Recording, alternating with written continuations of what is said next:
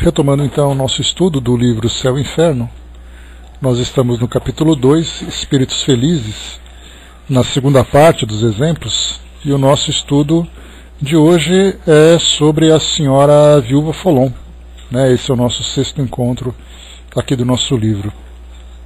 Como eu falo para vocês, muitos artigos que são publicados, ou muitos textos que são publicados aqui no Céu e Inferno, nas entrevistas, Kardec já tinha publicado lá na Revista Espírita. Então, só que na Revista Espírita, de um modo completo, aqui no Céu e Inferno são textos resumidos, ele tira ali somente aquilo que é o essencial e passa aqui para o livro, que é um tema de estudo, mas é sempre legal a gente conhecer a história de um modo completo, Por isso a gente vai estudar pela Revista Espírita, tá? Então ele é um pouquinho maior, tem um pouco mais de informações, tem assim detalhes, de como tudo se desenrolou para que Kardec pudesse coletar essas informações.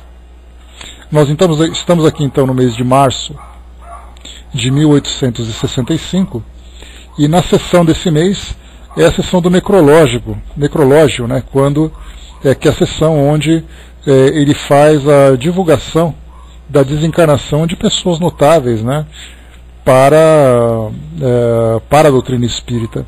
Nós tivemos aqui, inclusive, estudando sobre o Dr. Demet, que foi o texto anterior que nós lemos, O Dr. Demet teve muitos artigos publicados, teve muitos textos publicados aqui na Revista Espírita, e também lá no livro Obras Póstumas, onde a gente foi lá para poder conhecer um pouquinho mais sobre aquele episódio em que Kardec ficou doente. O Dr. Demet trouxe ali a sua psicografia, avisando, informando do auxílio que o plano espiritual ofereceu a Kardec para que restabelecesse a sua saúde.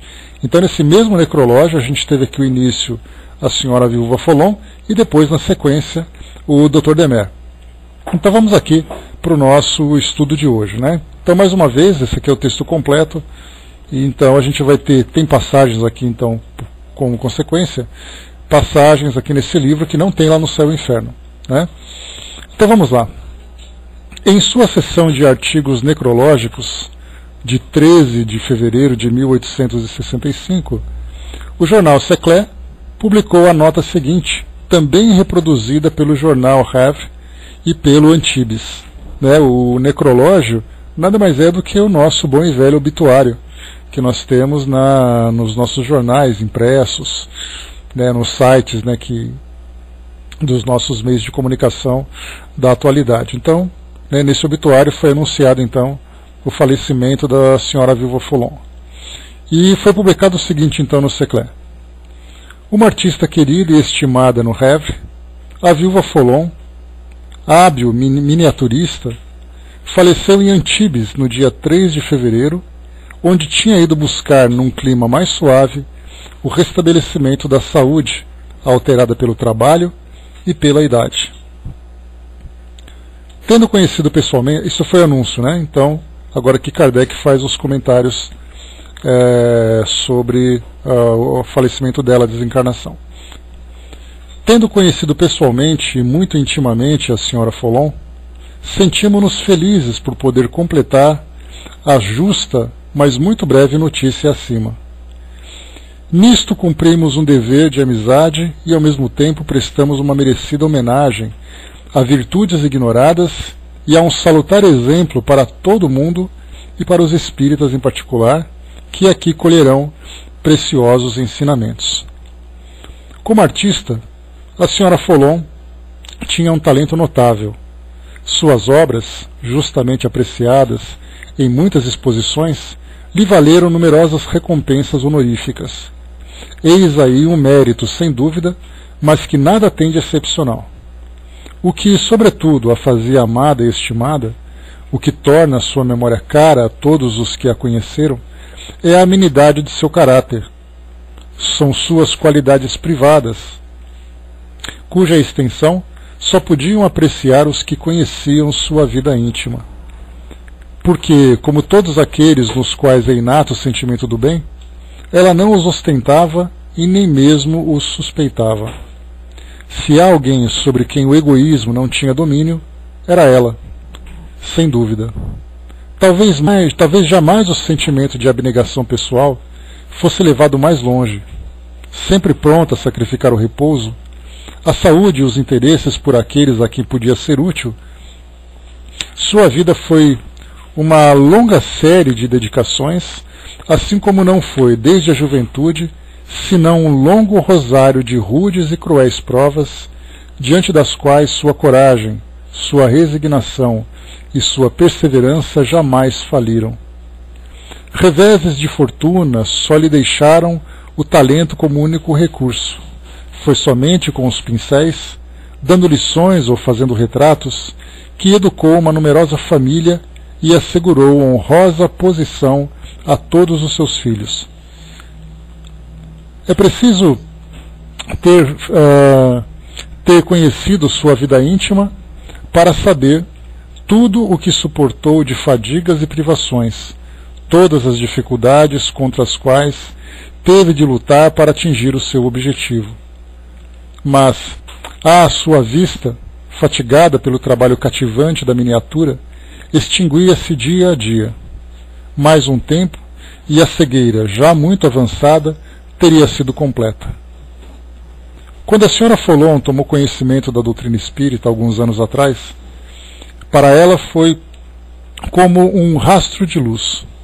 Pareceu-lhe que um véu se levantava sobre algo que não lhe era desconhecido, mas de que tinha apenas vaga intuição. Então, o estudou com ardor, mas ao mesmo tempo com essa lucidez de espírito, essa justeza de apreciação que era peculiar à sua alta inteligência.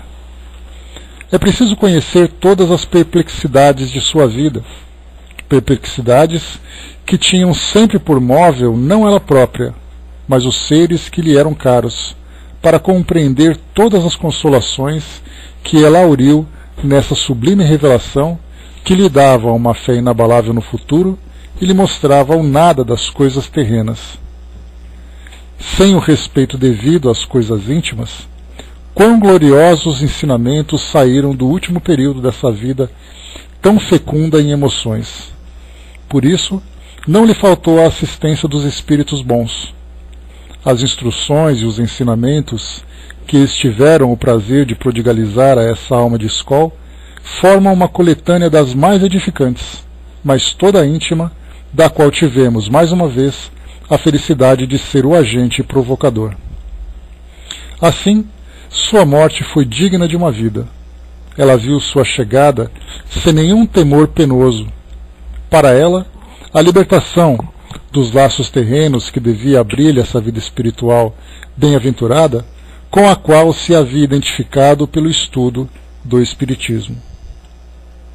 Morreu com calma, porque tinha consciência de ter cumprido a missão que havia aceitado ao vir à Terra, de ter cumprido escrupulosamente seus deveres de esposa e de mãe de família, porque também tinha, durante a vida, abjurado todo sentimento contra aqueles dos quais podia lastimar-se e que a tinham pago com ingratidão, que sempre tinha pago o mal com o bem, perdoando-os ao deixar a vida, confiando na bondade e na justiça de Deus.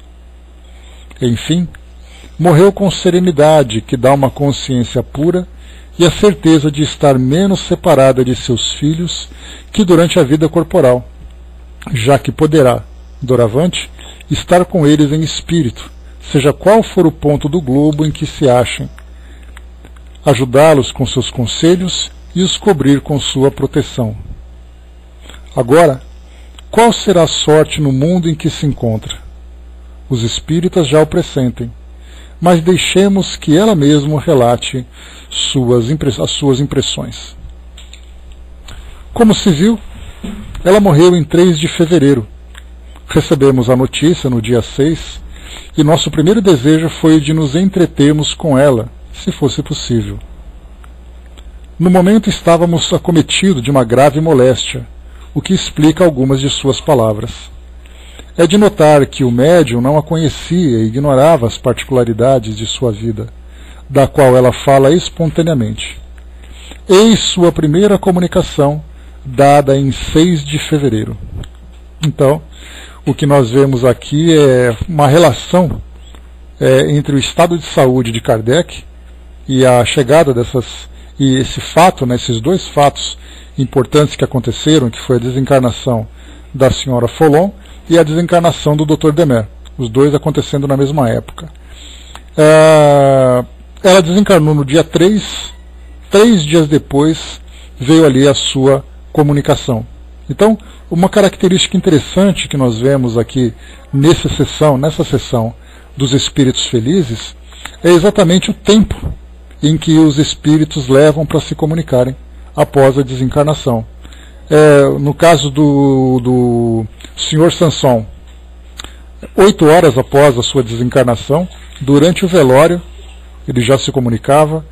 O outro 1 dia depois, o outro 3 dias depois, ela 3 dias depois. Então nós vemos que a comunicação ela é imediata, em que o espírito, embora demonstre ali uma pequena fraqueza, em contrapartida ele apresenta uma lucidez muito grande, né? Então ele se comunica, ele se expressa, tem consciência do seu novo estado, fala com conhecimento daquilo que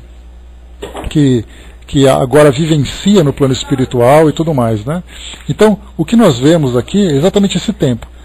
Por outro lado, nós veremos mais à frente, quando estudarmos outras passagens, né, de espíritos em categorias mais inferiores, um estado pleno de confusão, em que são evocados por situações bastante peculiares, né, como é o caso, por exemplo, de manifestações de efeitos físicos assombrando uma casa, ou é aquele que foi executado, e ali então a forma como eles se comunicam acaba sendo, né, bastante desconexa comparado com aquilo que eles trouxeram.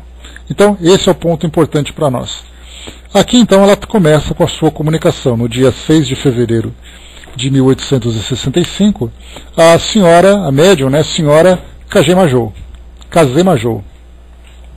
Aqui Kardec coloca uma nota de rodapé, colocando que no dia 5 de fevereiro, conforme o original. A data certa, porém, é 6 de fevereiro, como consta acima. Então aqui a nota do tradutor que foi colocada. Então começa com a psicografia. Estava certa de que teríeis a ideia de me evocar logo depois da minha morte, e estava pronta a vos responder, pois não conhecia a perturbação. Só os que têm medo são envolvidos por suas espessas trevas. Então, já vem exatamente aqui ao encontro daquilo que eu acabei de comentar, que o estado de perturbação que os espíritos, nessa condição de equilíbrio, de felicidade, de elevação espiritual, moral especial, é um estado muito curto. É apenas aquele momento em que há o desprendimento do corpo, aquela rápida adaptação à sua nova realidade, não necessariamente perdendo a lucidez do que está acontecendo. Porque exatamente por terem já essa consciência da realidade espiritual, do significado da morte e tudo mais, é apenas aquele momento realmente de transição, de sair de um ambiente e chegar no outro ambiente, muitas vezes com os olhos um pouco ofuscados, muitas vezes assim um pouco desorientado, mas de imediato a lucidez chega e o espírito já começa a se ambientar à sua nova realidade, já tendo consciência de onde está, o que aconteceu, com quem está, né? Então ele começa a trazer para nós esses detalhes agora. Então daí nós falamos então do estado de perturbação, que foi o que Kardec comentou conosco lá no início, no passamento, que foi o primeiro capítulo dessa segunda parte. Diz aqui para nós: pois bem, meu amigo, agora estou feliz. Estes pobres olhos que se haviam enfraquecido e só me deixavam a lembrança dos primas que tinham colorido minha juventude com seu brilho cintilante, abriram-se aqui e reencontram os esplêndidos horizontes que alguns de vossos grandes artistas idealizam em suas vagas reproduções, mas cuja realidade majestosa, severa e contudo cheia de encantos, é moldada na mais completa realidade. Mais um comentário importante. Quando nós temos espíritos que desencarnam levando sequelas, né, levando ali algumas limitações que viveram aqui no mundo físico, como é o caso, por exemplo, fazendo uma relação com esse espírito, o caso da cegueira, é muito comum espíritos no plano espiritual se manterem cegos durante muito tempo. Exatamente porque não se adaptaram, ou melhor, não se ajustaram ainda a essa realidade no mundo espiritual, né, se desprendendo do mundo físico, e levam ainda em suas consciências a realidade que viviam aqui no mundo físico, ou seja, a interferência do corpo físico sobre a manifestação do espírito permanece no mundo espiritual pelo impacto, né, pelo grau de influência que aquela realidade física exercia em sua consciência. Aqui o que nós vemos 3 dias depois da desencarnação, ela já estava completamente desprendida dessa realidade. Então é realmente uma condição invejável, uma condição não apenas invejável, mas desejável por todos nós, e aí então mostra que não é simplesmente um acaso que o espírito desencarnou e rapidamente se adaptou, mas tem uma história pregressa de boa vivência, de esclarecimento, de valores nobres, de boa conduta, que fizeram com que ela tivesse essa rápida adaptação. E não é apenas uma questão de merecimento. Porque quando nós colocamos a ideia do merecimento é assim, se você for uma pessoa boa, então você vai ter o presente de se adaptar rápido no mundo espiritual. É uma lei que nós colocamos que a vida que o espírito levou de desprendimento, de elevação espiritual, de moralização, fez com que ele naturalmente se desprendesse da realidade do mundo físico, chegando ao mundo espiritual, no espírito, na sua condição mais pura dentro da realidade aqui do nosso mundo. Então não existe aquele fiscal que fica avaliando o nosso currículo para dizer assim, como você foi bonzinho, então nós vamos permitir que você faça tal coisa. Não é uma questão de permissão. É uma lei natural que faz com que o espírito, se desprendendo de um mundo, de uma dimensão, se adapte rapidamente a outra.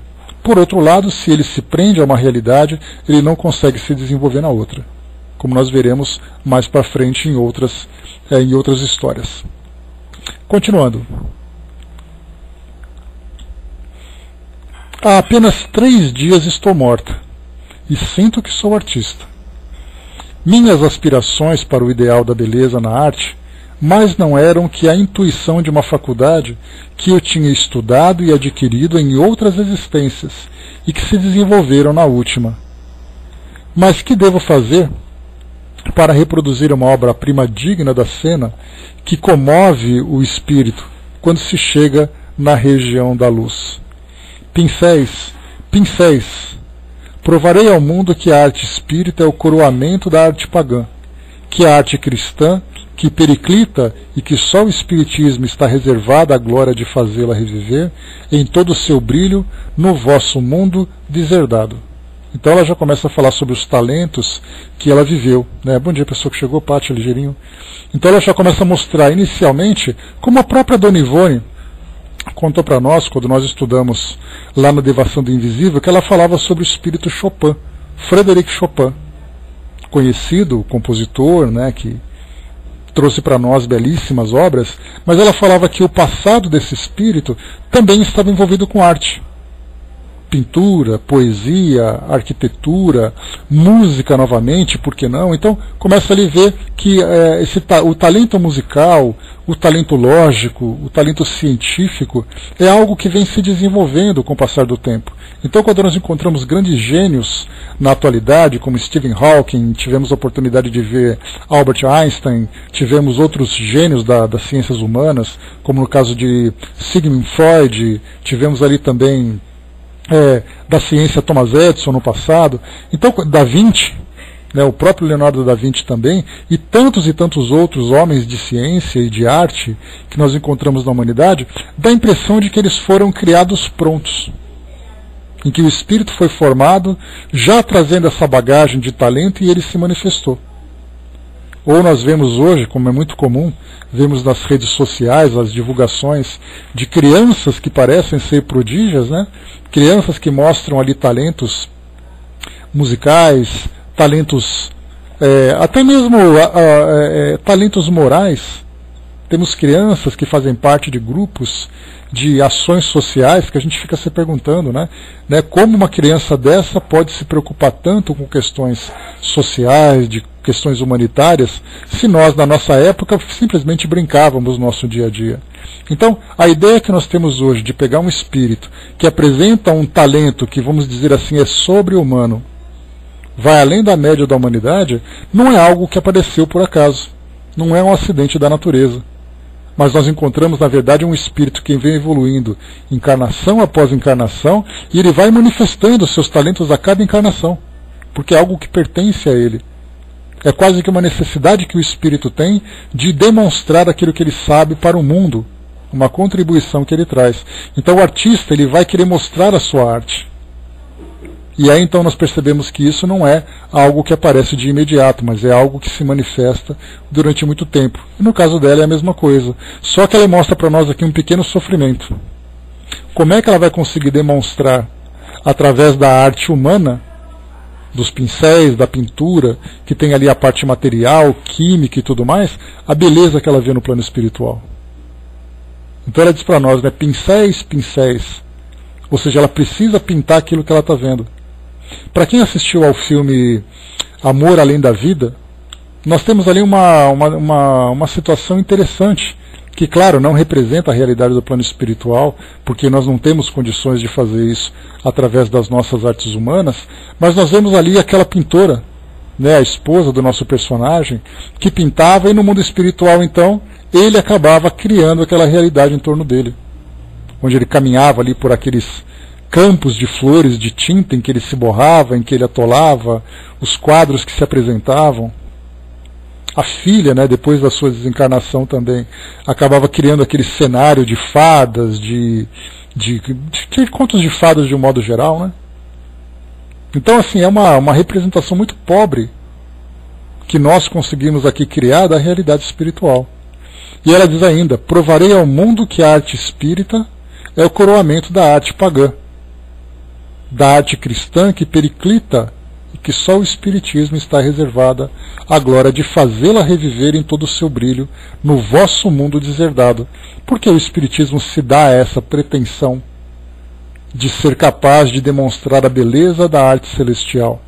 Exatamente através da mediunidade, onde nós temos ali a oportunidade de fazer com que os espíritos se manifestem através dos instrumentos físicos, que são os médiuns, para trazer um pouco dessa beleza que nós temos do lado de lá. E isso nós temos a música, que se manifesta através da mediunidade. Isso já em 1970, nós tivemos manifestações musicais que se tornaram, composições que se tornaram aqui música no nosso tempo. Na atualidade nós também temos, então temos a psicopictografia, temos a composição musical, temos a própria manifestação musical dos espíritos. Então a doutrina espírita, através da mediunidade, isso não é uma propriedade da doutrina espírita, mas é que, tendo a mediunidade como um recurso natural, bem direcionado, bem controlado, em que nós temos ali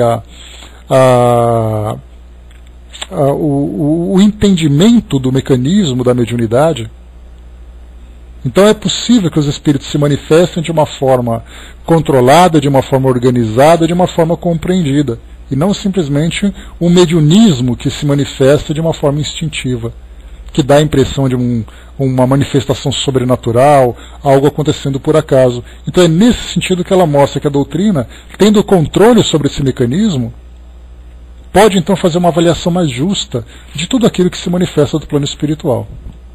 A Miriam colocou, a arte é um item de primeira necessidade na educação do espírito, até porque, como a gente já viu, até mesmo falando sobre a arte espírita, nós começamos a entender que a arte permite a manifestação dos sentimentos mais profundos que o espírito tem.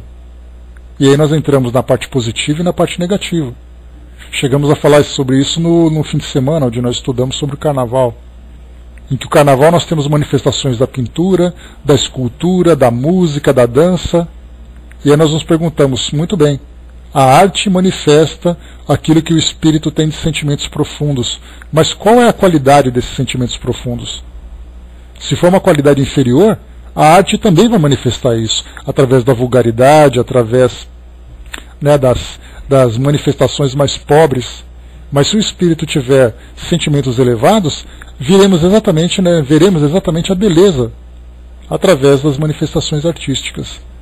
Então é a arte que nos ajuda nisso. Aliás, é algo que seria importante a gente sempre lembrar, que o nosso mundo hoje, a parte acadêmica do nosso mundo, tem uma preocupação muito grande em passar para nós aquele conhecimento básico, principalmente conhecimento científico. E a arte é relegada simplesmente a um passatempo. Tanto que nós percebemos, né, que a educação artística que nós encontramos na escola, ela é muito menos valorizada do que uma aula de matemática, uma aula de ciência, de química, física e biologia. E ela deveria ter o mesmo peso. Exatamente porque ela promove, né, a elevação do espírito através dessas manifestações. Então vai chegar o tempo em que nós teremos ali, considerando o intelecto e ao mesmo tempo considerando também o espírito.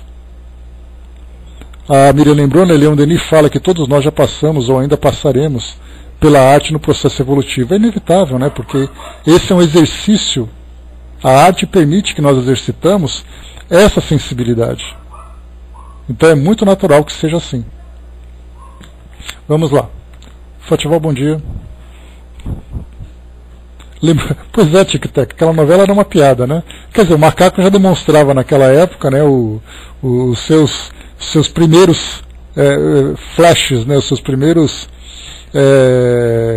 os primeiros flashes dos seus sentimentos, né? E acabou ficando talentoso, né? Essa que é a parte melhor.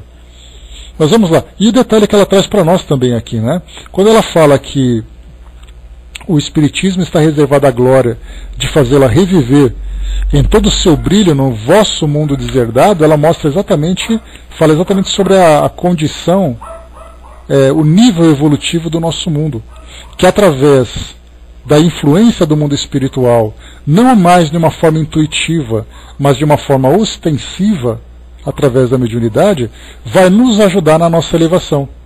Então, para mostrar para nós a beleza da arte, os espíritos se manifestarão, trazendo a beleza do mundo espiritual, para que nós façamos uma comparação daquilo que nós estamos vivendo.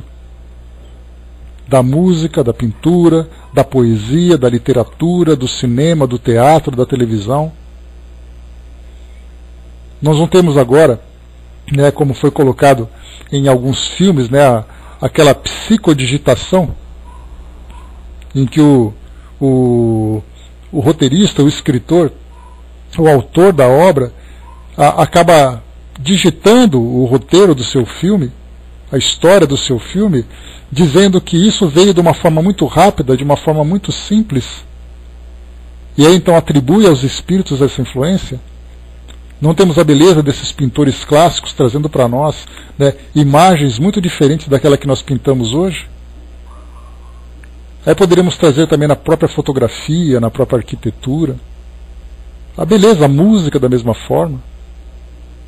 Tínhamos comentado, né, sobre uma onda que aconteceu, né, a partir de 1990, a onda New Age, onde aquela música mais melódica que toca a sensibilidade das pessoas, né, começa a mostrar sentimentos diferentes do que os sentimentos que nós vivemos hoje. Hoje pela manhã, por acaso, né, me veio a lembrança dos nossos estudos, desse em especial sobre o carnaval, e eu comentava sobre a questão da música que nós vivemos hoje. Então, né, que temos ali as nossas preferências musicais, alguns gostam de rock, outros gostam de pagode, de samba, de música sertaneja, de música clássica, cada um ali, outros gostam de música eletrônica, música popular, cada um tem a sua preferência. E o interessante é que, descartando inicialmente a questão da mensagem que é transmitida através da letra das músicas, pensemos na melodia. E aí nós pensamos então que a esmagadora maioria dos ritmos musicais que nós temos hoje no nosso mundo faz com que nós tenhamos sentimentos, né, estimulam os nossos sentimentos. Então nós temos músicas que estimulam a sensualidade, tem músicas que estimulam em nós aquele sentimento romântico, mas um romântico passional, carnal, né, que nós temos no mundo hoje. Temos aquele que estimula a sensualidade, outros que estimulam a raiva, outros que estimulam a excitação. Então nós percebemos que cada ritmo musical que nós temos hoje estimulam esses sentimentos mais primitivos que nós temos. E aí quando nós nos deparamos com uma música que traz ali um teor mais elevado, mexe com a nossa sensibilidade. São aquelas músicas que fazem com que nós muitas vezes tenhamos vontade de chorar, tenhamos vontade de dar aquele suspiro, fechamos os olhos, imaginamos uma imagem celestial, uma bela paisagem. Então vemos que as músicas, né, que nós temos hoje têm esse propósito. Então vão chegando agora novas músicas, novas melodias, novas ideias dentro da arte, exatamente para que a gente possa fazer essa substituição. Nos elevarmos nos nossos sentimentos, substituindo as sensações. Porque as nossas músicas hoje são focadas nas sensações. E as músicas mais elevadas, chamadas de celestiais, são aquelas que mostram que mexem com os nossos sentimentos.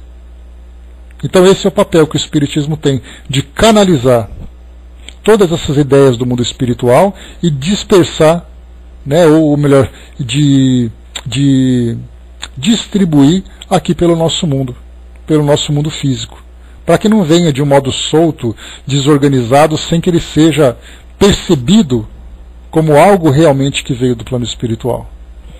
A Angelina colocou, né, tem muita beleza a apreciar no carnaval, depende de como se olha. Mas ainda assim, Angelina, como nós comentamos, por mais que nós nos esforcemos a ver a beleza do carnaval, inevitavelmente nós estamos contaminados por aquilo que ela mostra, né? E lembre que quando nós falamos do carnaval, o carnaval não se resume a um carro alegórico bonito. O carnaval é aquele que acontece com as pessoas que estão ali.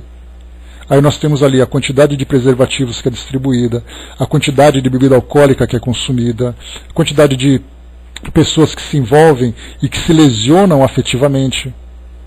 Isso não é mostrado num carro alegórico. Embora nós tenhamos a beleza do carro alegórico, com uma pessoa seminua lá em cima. Então é disso que nós falamos, nós temos uma visão para procurar a beleza do carnaval, mas dessa beleza nós não podemos deixar de perceber aquilo que existe ainda de muito, entre aspas, mundano nas manifestações artísticas que nós temos hoje. Né? Vamos lá. Continuando. Ela falou então aqui sobre o papel do Espiritismo. E diz aqui: basta para artista, é a vez da amiga. Por que, boa amiga, senhora Allan Kardec, vos afetar assim pela minha morte? Né? Então, basta para artista. Ela acabou de falar da artista, agora vai falar da amiga, que é exatamente a senhora Allan Kardec. Né? Vamos lá. Por que, boa amiga, vos afetar assim pela minha morte? Sobretudo vós, que conheceis as decepções, as amarguras da minha vida, deveríeis, ao contrário, alegrar-vos por ver que agora não mais devo beber a taça amarga das dores terrenas, que esvaziei até o fim. Crede-me, os mortos são mais felizes que os vivos. Pranteá-los é duvidar da veracidade do Espiritismo. Tende certeza de que me vereis novamente. Parti primeiro, porque minha tarefa na terra havia terminado. Cada um tem a sua a cumprir. Aí, e quando a vossa estiver acabada, vireis repousar um pouco junto a mim, para recomeçar em seguida, se necessário, levando-se em conta que não está na natureza ficar inativo. Cada um tem suas tendências, e a elas obedece. É uma lei suprema que prova o poder do livre-arbítrio.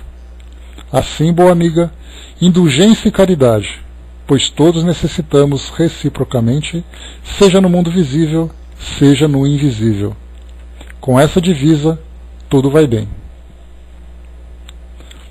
Não me mandastes parar.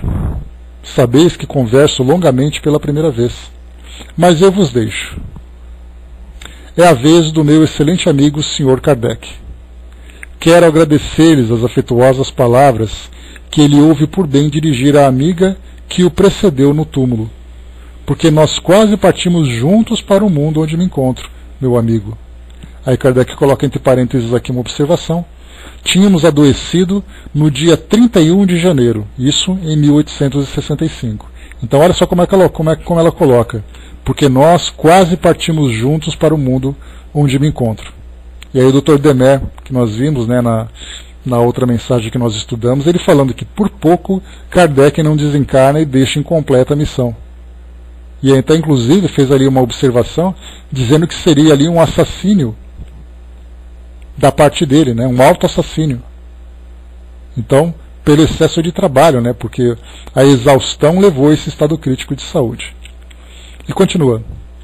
Que teria dito a bem-amada companheira dos vossos dias, se os espíritos bons nisso não tivessem posto boa ordem?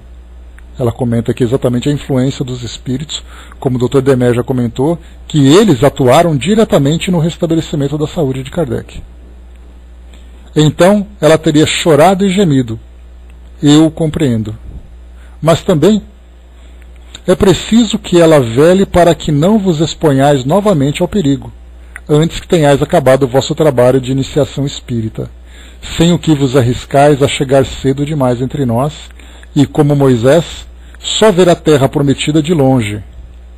Mantende-vos em guarda, pois é uma amiga que vos previne. Agora me vou. Volto para o mundo de meus caros filhos, depois vou ver, além dos mares, minha ovelha, se minha ovelha viajante finalmente chegou ao porto, ou se é joguete da tempestade. Isso ela fala aqui agora da família, né? Porque dos vários filhos que ela teve, um dos filhos, né, foi morar nos Estados Unidos. Então por isso que ela comenta, né? Vou ver além dos mares, se minha ovelha viajante finalmente chegou ao porto, ou se é joguete de tempestade. Que os espíritos bons a protejam. Vou juntar-me a eles para isso. Voltarei a conversar convosco, pois, como lembrais, sou uma faladora infatigável.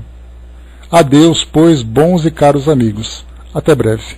Viúva Folon. Né? Então uma doce senhora que simplesmente fala pelos cotovelos. Né? Kardec põe aqui uma observação.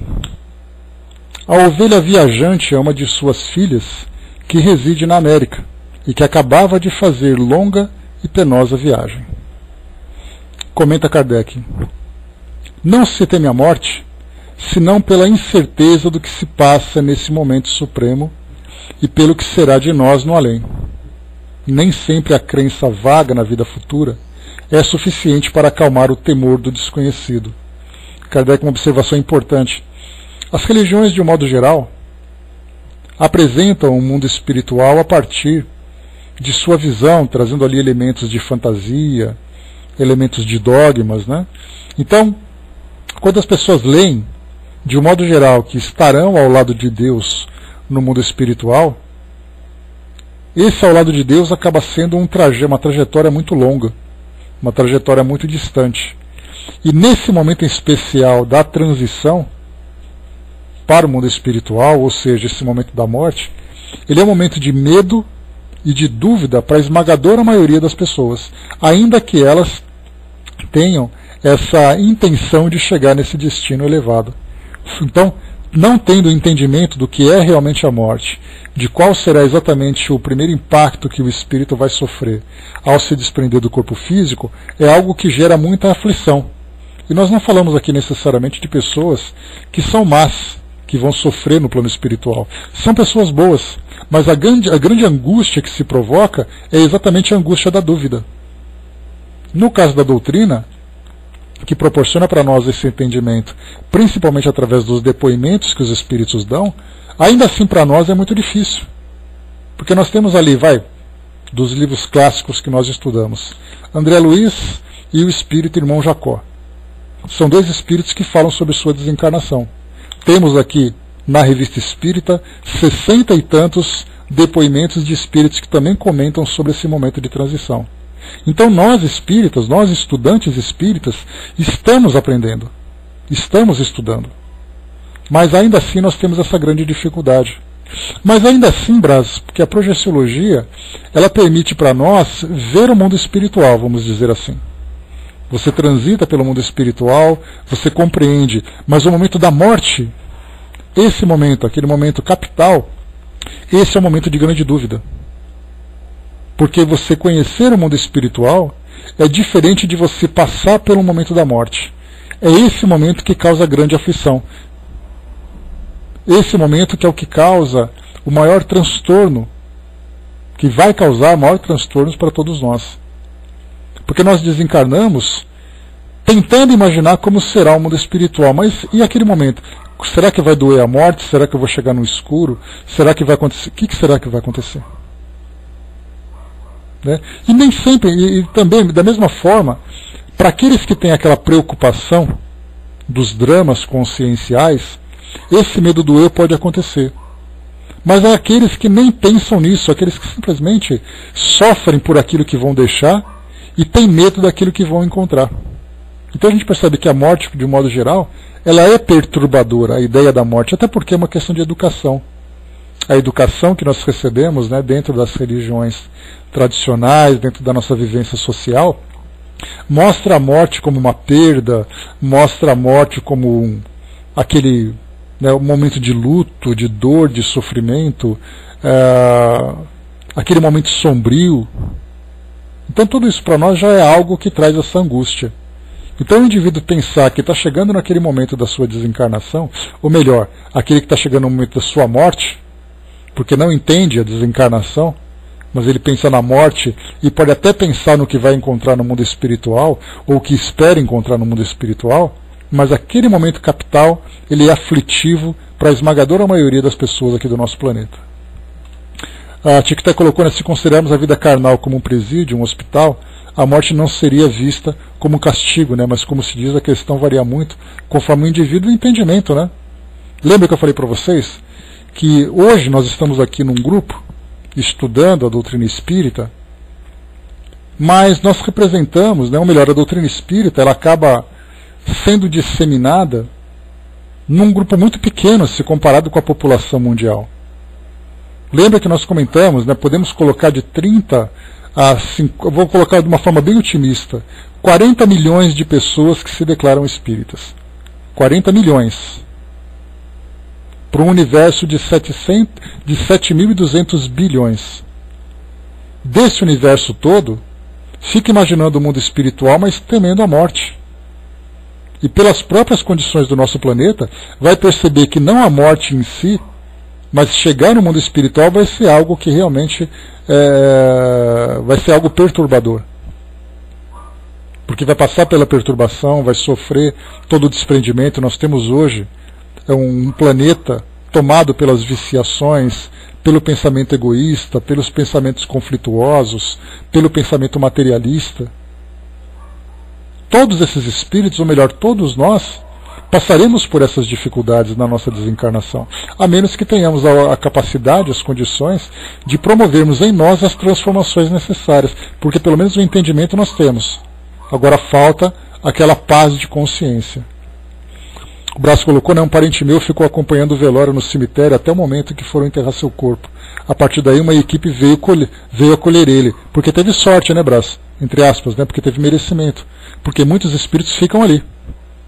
Como nós temos ali os tantos e tantos relatos daqueles espíritos que ficam ali acompanhando, né, a decomposição dos seus corpos, aquele sofrimento todo. Ou ficam vagando pelo mundo físico aqui, entre nós, sofrendo as perturbações e provocando perturbações. Então isso é algo que somente a educação para a morte, como lembra ali o Herculano Pires, somente a educação para a morte pode nos ajudar nesse processo. O Tico Teco lembrou, né, para um assassino, para um criminoso assassino, com certeza não encontrará coisa melhor do outro lado. Como se não bastasse a própria ignorância com relação à morte, o seu estado moral já vai trazer um agravante também, né? Divaldo Franco uma vez disse que pela venda grande de livros espíritas no Brasil, é muito grande o número de simpatizantes enorme. Exato, né? Então a gente pega assim, ser simpatizante é aquela mesma coisa da pessoa que lê, que assiste a uma novela, que mostra ali espírito, assistiu ali A Viagem, né? E de repente já fica imaginando como será o mundo espiritual. Só que na verdade esses livros que são lidos mostram o mundo espiritual a partir de uma perspectiva, mas a maioria dos livros de que auxiliam nessa reforma íntima, nessa transformação moral, eles não são assim tão apreciados. Então você tem livros que descrevem o mundo espiritual, mas poucos livros que são consumidos que falam sobre a transformação moral necessária para poder chegar nessa condição. Então é aquela coisa que você abre o livro, vê ali a descrição de nosso lar e fala: como eu gostaria de viver em nosso lar. Tá, agora o que você tem que fazer para poder viver num estado como esse? É aí que tem essa diferença. Descreve o mundo. É a mesma coisa, você lê no livro e fala assim: estarei no paraíso ao lado do meu pai. Beleza, mas o que você precisa fazer para chegar lá? É aí que as pessoas não têm essa compreensão. Legal, né? Uberaba lotou na época da novela Viagem, né? Estive lá, era calculado 3.000 pessoas. Aquela novela realmente foi assim, uma das melhores produções. Inclusive ela foi inspirada num dos livros de Chico Xavier, contando um pouquinho da história daquelas personagens. E de lá para cá, né, nós tivemos tantas outras obras que foram criadas, trazendo elementos, né, que a doutrina espírita estuda. Mas vamos lá. Kardec diz ainda para nós, né? Como ele colocou aqui: não se teme a morte, senão pela incerteza do que se passa nesse momento supremo e pelo que será de nós no além. Nem sempre a crença vaga na vida futura é suficiente para acalmar o temor do desconhecido. Todas as comunicações de quem tem por objetivo iniciar-nos nos detalhes e nas impressões da passagem tendem a dissipar o medo, ao nos familiarizarem e identificarem com a transição que em nós se opera. Deste ponto de vista, a da Sra. Folon e a do Dr. Demet, que vem a seguir, né, que nós já estudamos no estudo anterior, são eminentemente instrutivas, sendo a situação dos espíritos depois da morte essencialmente variável, conforme a diversidade das aptidões, das qualidades e do caráter de cada um. Somente pela multiplicidade dos exemplos é que se pode chegar a conhecer o estado real do mundo invisível. Essa multiplicidade que a gente viu é a quantidade de depoimentos que chegaram para nós sobre o retorno dos espíritos ao plano espiritual. No dia 8 de fevereiro de 1865, ela desencarnou no dia 3, a primeira comunicação chegou no dia 6, estamos agora no dia 8, uma comunicação espontânea. Eis-me aqui entre vós, bem mais cedo do que pensava, e felicíssima por vos rever, sobretudo agora que estáis melhor, e que em breve, assim espero, estareis completamente restabelecido, dando aquele recadinho para Kardec, que estava ali convalescendo, né, da sua doença. Mas quero que me dirijais as perguntas que vos interessam. Responderei melhor. Sem isso, arrisco-me a falar convosco sem uma sequência lógica, e é necessário que falemos coisas puramente sérias. Não é, meu bom mestre espírita? Olha só que o espírito de humor que ela tem, né? Então ela se coloca à disposição para responder perguntas e chama atenção. É necessário que falemos de coisas puramente sérias. E aí busca a concordância de Kardec. Não é, meu bom mestre espírita? A Fátima colocou, né? Esses são espíritos perfeitos. Por mais que acompanhem, não posso me comparar. Eles não são espíritos perfeitos, Fatival.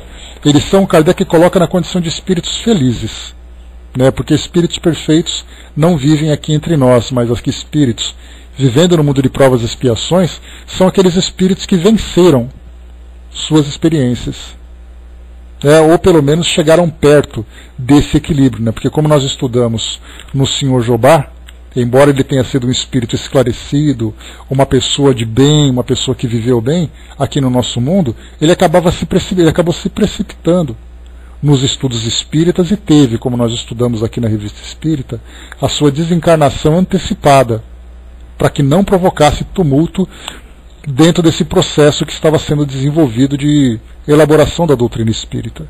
Mas, de um modo geral, eram espíritos muito bons.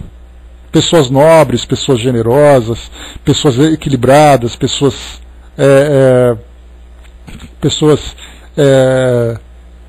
espiritualmente bem educadas, né? Então, esse era o nível desses espíritos. Por isso, esses depoimentos tão sóbrios, tão lúcidos e tão bem instrutivos para todos nós. Exato, né? Libertaram mais cedo das ilusões mundanas, né? E já chegaram nesse estado de autoconsciência, exatamente.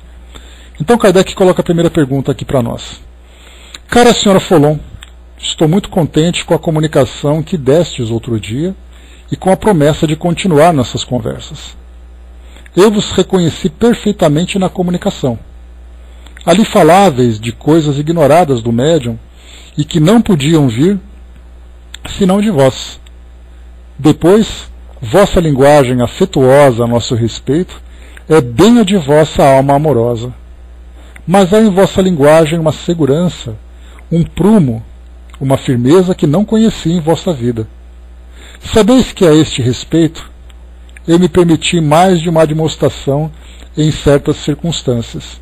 Então o espírito ele demonstrou aqui uma autoconfiança, que no caso dela, né, que inicialmente ela se colocava como aprendiz da doutrina espírita, e de repente, chegando no mundo espiritual a partir da sua comunicação imediata, já era quase que falava com um tom de instrutora. Aprendiz de um lado, instrutor de outro. Então o espírito, chegando no mundo espiritual, dependendo do seu grau de lucidez, do seu grau de conscientização dessa realidade, assume um conhecimento que já estava ali armazenado na sua mente. Então ele fala ali como conhecimento de causa. Fala até com uma certa autoridade da sua nova condição. Então é isso que Kardec se surpreendeu. Perceber que alguém que era, mais uma vez, um aprendiz, falava quase que como um grande instrutor. Ela responde: é verdade, mas desde que me vi gravemente doente, recobrei a firmeza de espírito, perdida pelos desgostos e vicissitudes que por vezes me tinham tornado medrosa quando encarnada. Disse de mim para mim: tu és espírita, esquece a terra, prepara-te para a transformação do teu ser e antevê pelo pensamento a senda luminosa que tua alma deve seguir ao deixar o corpo, e que a conduzirá, feliz e liberta, às esferas celestes onde viverás doravante. Então aquele pensamento positivo que ela adotou ali às vésperas da sua desencarnação. Dir-me-eis que era um tanto presunçoso de minha parte contar com a felicidade perfeita ao deixar a terra, mas eu tinha sofrido tanto que devia ter expiado minhas faltas desta existência e das precedentes. Essa intuição não me havia enganado. Foi ela que me deu coragem, calma e firmeza nos últimos instantes. Essa firmeza naturalmente aumentou quando vi, depois de morta, a realização das minhas esperanças. Então ela já antecipava a sua condição, porque ela tinha consciência tranquila. Aquele espírito que todos os dias, ao adormecer, não leva para aquele momento de descanso as suas preocupações pelos erros cometidos, mas sempre faz uma avaliação das lutas que foram superadas, esse espírito, como lembra o próprio Santo Agostinho, lá na questão 919 do Livro dos Espíritos, quando ele sugere, deita todos os dias, faz uma revisão da sua vida, vê o que podia ser melhor, vê o que foi errado, e cada dia melhorando. Foi isso que ela vivenciou. Pergunta de Kardec: tende a bondade de descrever agora a vossa passagem, ao despertar e as primeiras impressões sentidas. Então vamos lá, ela vai contar agora como foi o desprendimento dela. Sofri, mas meu espírito foi mais forte do que o sofrimento material, que o desprendimento o fazia experimentar. Encontrei-me, após o supremo suspiro, em estado de síncope, sem a menor consciência da minha situação, não pensando em nada e numa vaga sonolência que não era sono do corpo nem o despertar da alma. Fiquei assim bastante tempo. Depois, como se saísse de um longo desfalecimento, despertei pouco a pouco entre irmãos que não conhecia.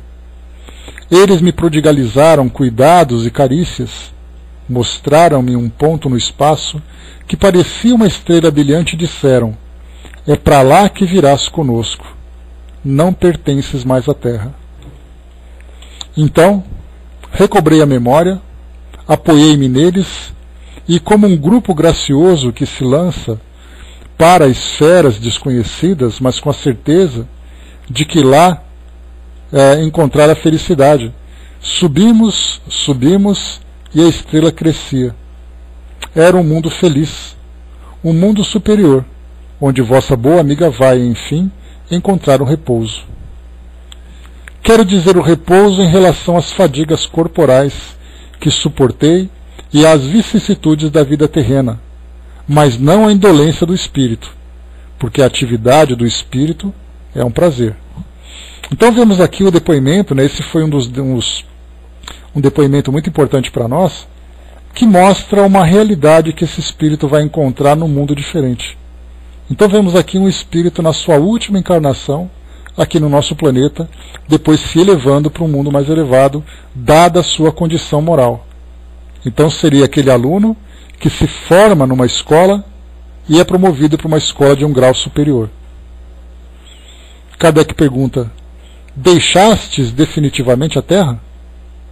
A resposta: deixo aqui muitos seres que me são caros para abandoná-la definitivamente.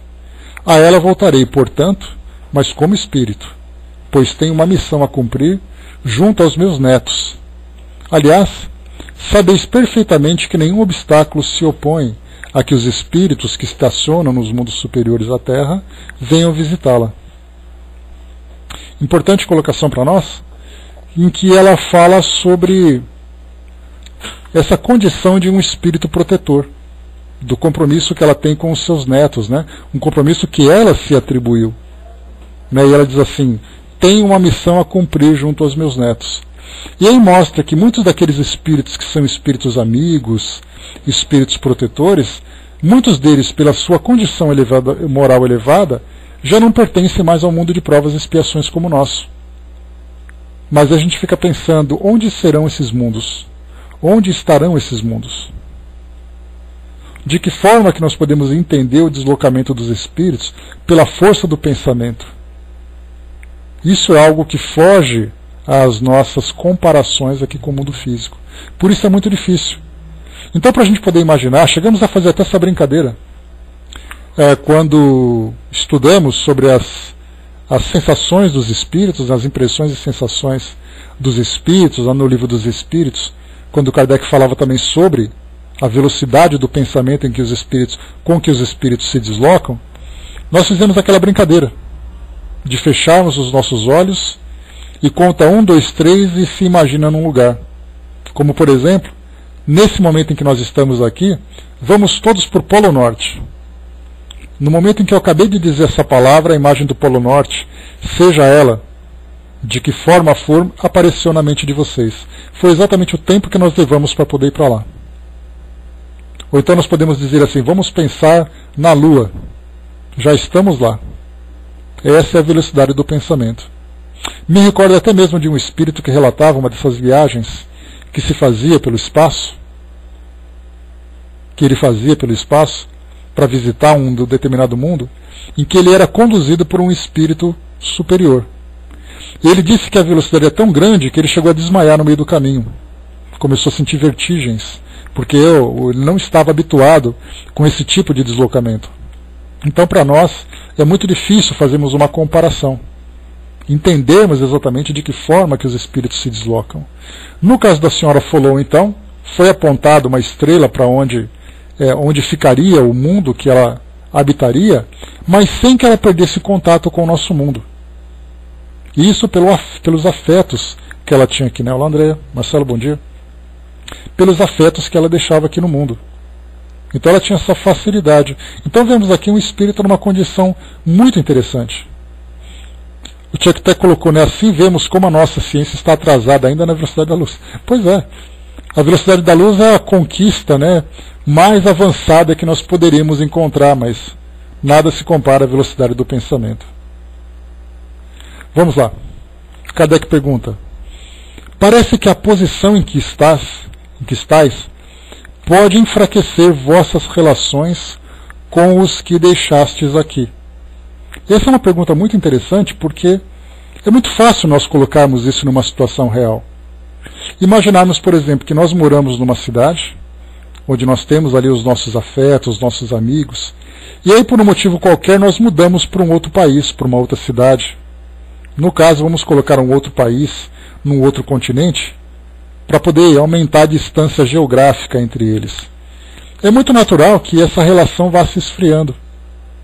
Não que você deixe de gostar, mas a pessoa que ficou se envolve com suas atividades, com seus compromissos, com suas amizades, e nós, estando em outro local, vamos também nos ambientar, nos adaptar àquela realidade. E aí, eventualmente, nós vamos conversar, hoje, pelas redes sociais, pelos programas de comunicação, fica tudo mais fácil. Mas se voltarmos 30 anos no tempo, era telefone interurbano, DDD, ou então DDI, ou mandando cartas. Dá para imaginar assim como as relações eram difíceis à distância. Hoje não, hoje você está parado no trânsito, pega ali o seu Zap Zap e manda uma mensagem para quem está no Japão. E aquela do Japão manda de volta. Não devia estar no trânsito, mas faz isso no trânsito, né? Vamos colocar, vai na fila do mercado, mais fácil.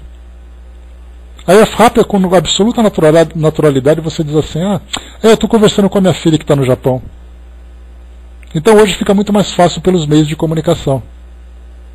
Mas certamente a distância geográfica provoca essas dificuldades nas relações entre as pessoas. Imaginemos nesse caso em que o espírito migrará para um mundo muito distante do nosso. Será que ele teria ainda essa mesma afinidade com as pessoas? Por isso Kardec coloca a pergunta, mais uma vez. Parece que a posição em que estáis pode enfraquecer vossas relações com os que deixastes aqui. A resposta que ela dá: não, meu amigo, o amor aproxima as almas. Crede-me, pode-se estar na terra mais próximo dos que atingiram a perfeição do que daqueles que a inferioridade e o egoísmo fazem rodopiar em torno da esfera terrestre. A caridade e o amor são dois motores de poderosa atração. São o laço que cimenta a união das almas ligadas umas a outra. Laços persistentes, apesar da distância e dos lugares. Só há distâncias para os corpos materiais. Ela não existe para os espíritos. Aqui uma questão de extrema relevância. Quando ela diz assim que para aqueles que já atingiram esse estado mais elevado, essa perfeição, é muito fácil eles estarem próximos de quem eles desejam, de quem eles amam. Mas para aqueles que estão ainda muito ligados ao mundo físico, isso sim é uma dificuldade. Porque o espírito ainda inferior, no plano espiritual, ele estará preso à sua dimensão vibratória, à sua faixa vibratória. E ele não pode simplesmente estar onde ele quer, a hora que ele quer, com quem ele quer. Por isso diz assim para nós: pode-se estar na Terra mais próximo dos que atingiram a perfeição do que daqueles que a inferioridade e o egoísmo fazem rodopiar em torno da esfera terrestre. Então nós vemos exatamente essa relação que existe de acordo com as faixas vibratórias. Quanto mais elevado o espírito é, mais livre ele se torna. Até porque o leque que se abre diante dele, o leque de ações que ele pode realizar por sua vontade, é muito maior do que aquele que fica restrito devido à sua condição espiritual, da sua condição moral.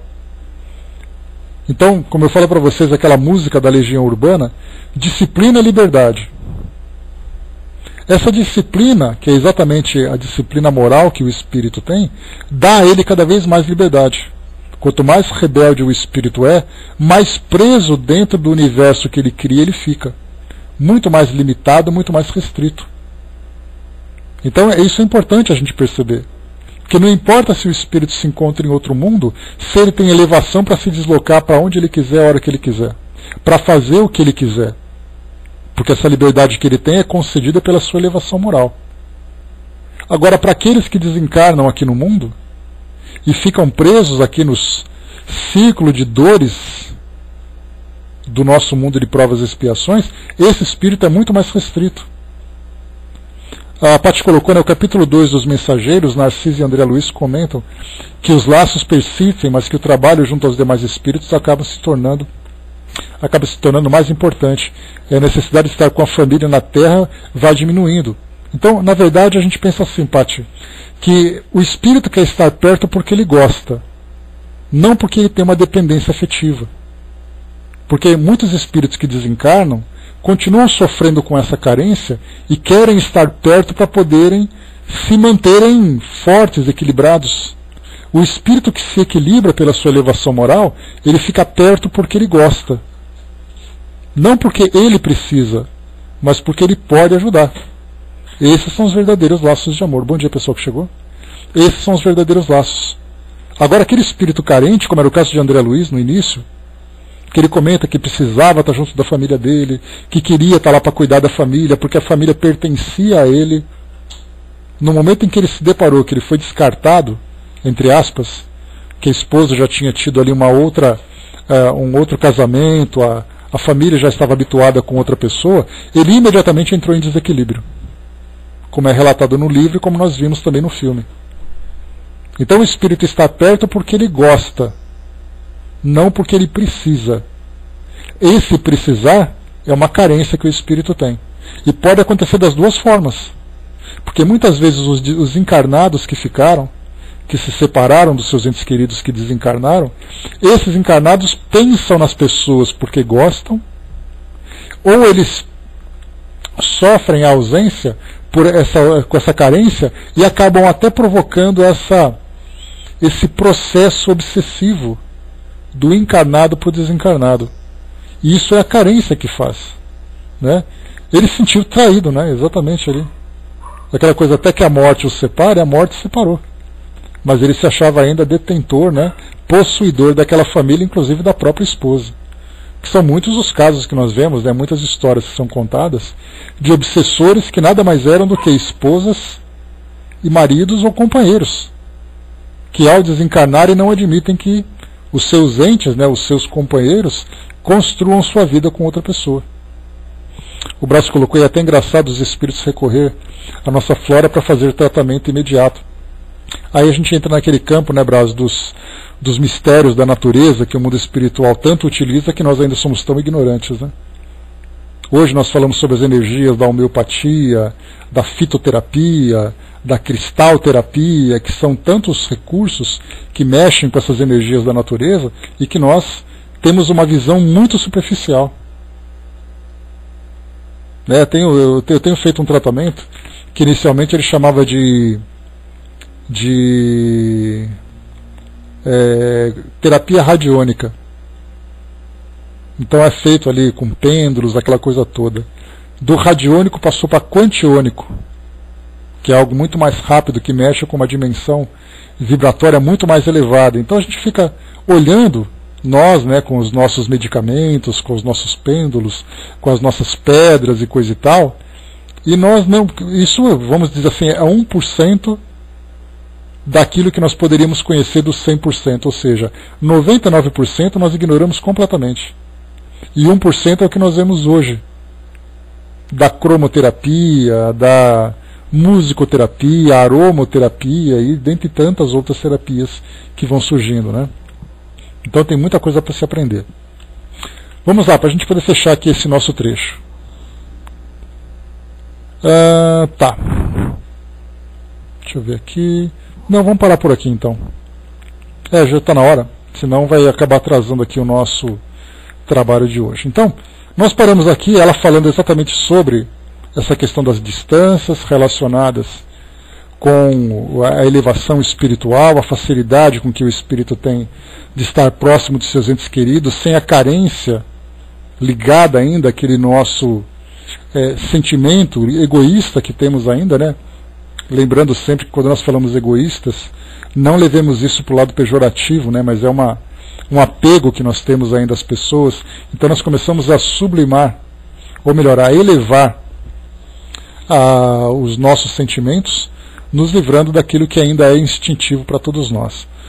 Então nós paramos aqui na Revista Espírita de março de 65, na página 115, quando nós entraremos aqui na próxima questão de Kardec. Então essa, mais uma vez, é a segunda comunicação que a senhora Follon traz para Kardec,